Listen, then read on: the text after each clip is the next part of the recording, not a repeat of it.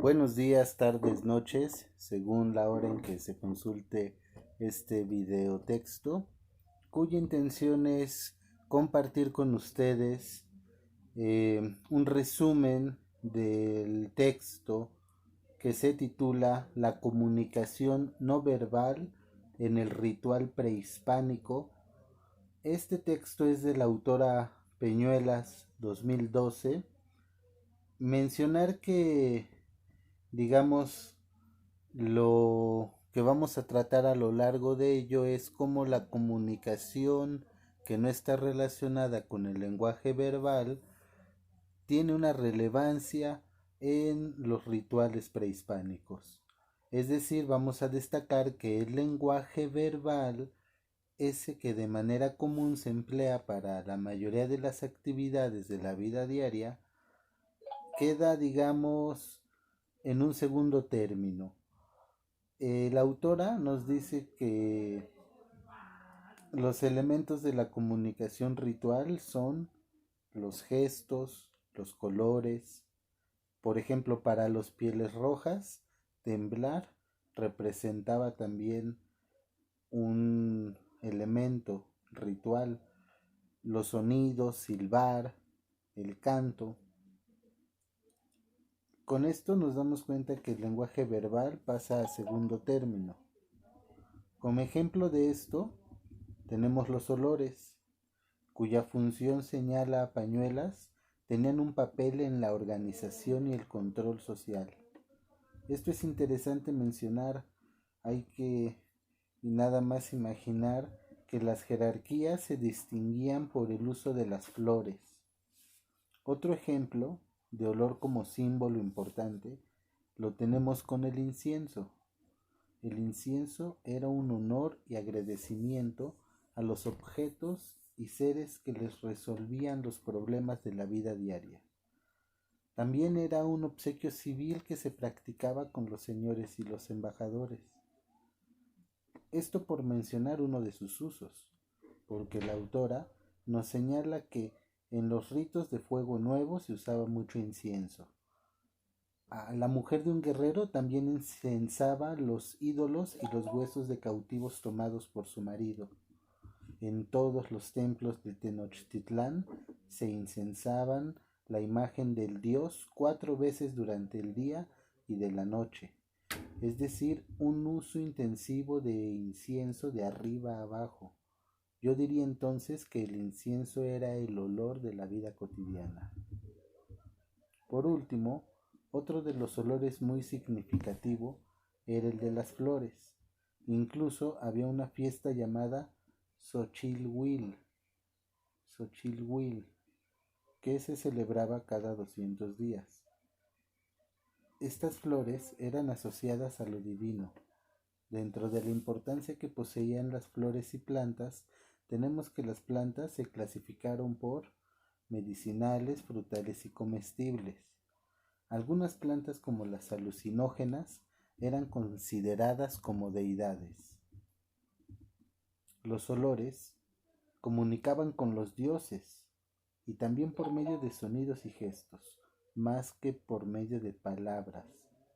El olfato era importante en el ritual prehispánico, tenía un papel en la organización y el control social. Sirvieron para romper el tiempo con ceremonias religiosas prehispánicas. Las jerarquías, por ejemplo, se distinguían por el uso de las flores. La mayoría de las etapas del rito se distinguían por su sonido. Esto es interesantísimo imaginar que, por ejemplo, cuando presentaban, yo creo, a la víctima, tenían un sonido especial. Cuando subían a la víctima al lugar donde los iban a liquidar, cambiaban de ritmo. Cuando estaban liquidándolos y sacándoles el corazón, tenían otro sonido. La mayoría de las etapas del rito se distinguían por su sonido. La comunicación olfativa, alimentos, flores. El incienso, por ejemplo, era un honor y agradecimiento a los objetos y seres que les resolvían los problemas de la vida cotidiana.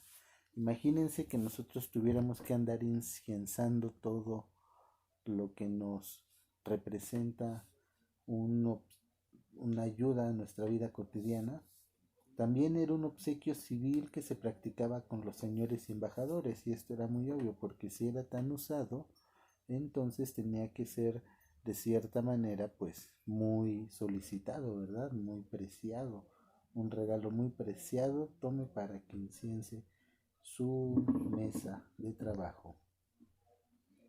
También digamos que las flores, el olor de las flores se notaba en todas las ceremonias importantes, religiosas y civiles.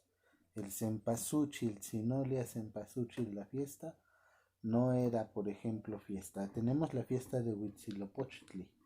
No solo los templos eran embarrados, por ejemplo, con la sangre de las víctimas, sino también la figura del dios hecha de masa. De esta manera era consagrada y luego repartible entre los concurrentes. Así el olor y sabor de la sangre llegaba a todos los hogares. Qué bonita tradición la de nuestros ancestros de hacer panes enormes, gigantescos, con figuras de su dios Huitzilopochtli y embarrarle la sangre de un sacrificado para después repartirla entre todos, que cada uno se llevara así el olor y sabor de la sangre a todos sus hogares. Impresionante. En ceremonias como la de Etzcalcuilitzcli se ofrecía comida y bebida, así como el incienso ante los oídos. También bendecían las sementeras en las fiestas de Tocotzontli y Huitzotzotli. Combinaban las ceremonias olfativas con las auditivas en las que incendiaban los sembrados y luego, juntos en escuadrones, arremetían a estas sementeras con gran vocería y alarido. Se imaginan que le echaban fuego a todo el pasto y después se ponían a correr como locos a lo largo de ello en medio de ese olor quemado. Por ejemplo, los jugadores de pelota antes del evento decían un conjuro a los instrumentos. Es como si yo fuera a jugar fútbol y a mis espinilleras, a mis calcetas, a mis zapatos de fútbol les dijera un conjuro mientras un puño de incienso ardía en un braserito. Abundante uso de incienso para culto y grupos de poder utilizado en las ceremonias del soberano y guerreros. Usaban grandes cantidades de copal también. En la investidura de los soberanos, la ceremonia incluía horadación de la nariz, que lo busqué y esto significa que te perforan la nariz, vestir al rey con las ropas reales. El nuevo dirigente iba a 5 templos principales donde incensaba a los dioses, marcaba los puntos cardinales en el interior del templo. Los grandes señores le comunicaban sus obligaciones. A los tlatoani les gustaba rodearse de gratos olores, ya fueran flores o incienso. La mujer de un guerrero, por ejemplo, incensaba los ídolos y los huesos de cautivos tomados por su marido, mientras él estaba lejos peleando. Se dan cuenta que el guerrero azteca es el que tenía que echarle incienso a sus estatuillas y a los huesos de los que había derrotado, y cuando él se iba a pelear lejos, la mujer se volvía una parte importante. Ya quedamos que en los ritos del fuego nuevo se usaba mucho incienso, sobre todo en honor al dios fuego. Todos los pueblos acudían a encender incienso y ofrecer hule, papel, plumas y el sacrificio de los hombres. En todos los templos de Tenochtitlán se incensaba la imagen del dios 4 veces durante el día y durante la noche. En casi todos los conjuros se echaba el tabaco al fuego, el humo llevaba el mensaje. Entre los indios norteños se fumaba la pipa con el fin de mandar una oración a los dioses. El picietl, tabaco, se llamaba el espiritado porque estaba posesionado por una divinidad combinado con cal es alucinante. Cosa representativa de la clase alta, los sacerdotes y los curanderos tenían un sentido agradable, describen los españoles, por tomar y batir chocolate. Se impresionaron por su rico olor y el sonido del batido. También el sutil olor y el sonido producido al amasar y formar el pan mexicano, la tortilla. En ceremonias se constituían por alimentos, joyas y telas, castillos de tortillas, jícaras de cacao. La fiesta de Xochilhuil, honor de la flor, se celebraba cada 200 días. Tlaxochimaco, el ofrecimiento de las flores, coincidía con el mes en que Micahuilitl, cuando toda la gente recogía flores silvestres que luego ofrecían a Huitzilopochtli. Las flores eran asociadas con lo divino. A Tezcatlipoca se le reservaba el placer de oler el centro de los ramilletes. Es decir, que este es un dato perturbador. Si uno regala un ramillete de flores a su novia, pues le diría: amada, no vayas a oler el centro porque eso se le reserva el placer a Tezcatlipoca. En su fiesta, Toxcatl, el lugar de las velas, los fieles llevaban flores. Con ellos, una vez terminada la procesión, se aderezaba el adoratorio de esta deidad. Se llenaba de flores, me imagino el olor. Los grandes jardines pertenecían a las casas reales y a los nobles. Había plantas medicinales, frutales, comestibles, para toda la comunidad, pero solo las personas nobles podrían gozar de la vista y del olor.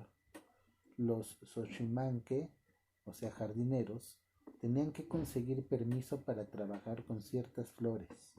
Algunas plantas eran tenidas por deidades y se les adoraba como tales, por ejemplo, las alucinógenas. De la cacaloxotl, plumería, se hacía perfume para quitarles la fatiga a los señores. A los guerreros triunfantes se les recibía con flores olorosas al mismo tiempo que se les incensaba con copal. Las flores de buen olor eran augurio de buenos sucesos. El autosacrificio dejaba un olor menos fuerte, recordatorio de penitencia, duraba por 7 o 6 días o más, se desarrollaba a la víctima y otra persona vestía su piel durante una semana. ¡Qué horror! ¿Se dan cuenta? Se desollaba a la víctima y otra persona tenía que vestir su piel durante una semana. Otra comunicación olfativa desagradable indicaba la presencia de algunos sacerdotes. Estos pintaban de pies a cabeza, se pintaban con una cosa betún negro, que de la mucha tizne que ellos se ponían mojado, venían a criar plantas en ellos. Imagínense que tanto que se pintaban, en ellos mismos salían plantas. El betún cotidiano consistía de tizne o cote, un olor agradable para los dioses. Bien, pues este texto básicamente nos habla de todos los signos y no verbales que tienen que ver con el ritual prehispánico de nuestros ancestros. Cuando uno contempla una danza o contempla un ritual de sacrificio, no le ve ningún sentido, pero cuando a uno le explican que el olor, el color era importante, el sonido era mucho más importante que cualquier otra palabra que se pudiera decir, pues uno empieza a tomarle sentido y un poco, digamos, de más significado a todos estos rituales. El texto de Itzel Peñuelas, 2012.